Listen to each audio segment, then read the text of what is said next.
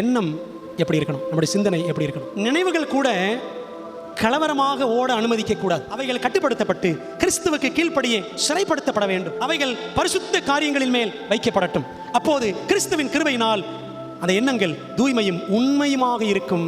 தூய்மையான சிந்தையின் மேம்படுத்தும் வல்லமையின் தொடர்ச்சியான உணர்வு நமக்கு தேவை. சரியாக சிந்திப்பதே எந்த ஆத்மாவிற்கும் இருக்கிற ஒரே பாதுகாப்பு. இருதயத்தின் நினைவு எப்படியோ அப்படியே அவன் இருக்கிறான். நீதிமொழி 23:7. முதலில் கடினமாக தோன்றுவது நிலையாக திரும்ப திரும்ப செய்யப்படும் போது, அதுக்காக இந்த யோகா மெடிடேஷன் அதெல்லாம் செய்யாதீங்க. அதெல்லாம் பைபிள் சொல்லக்கூடிய கான்செப்டே கிடையாது. பைபிளை மெடிடேட் பண்ணணும். சும்மா கண்ணை மூடிக்கிட்டு மண்டையில் ஒன்றும் இல்லாமல் உட்காந்துருக்கிறது அது பைபிள் சொல்ற மெடிடேஷன் கிடையாது. முதலில் கடினமாக தோன்றுவது நிலையாக திரும்ப திரும்ப செய்யப்படும் போது அது எளிதாகி சரியான நினைவுகளும் செயல்களும் பழக்கமாகி விடுகின்றன.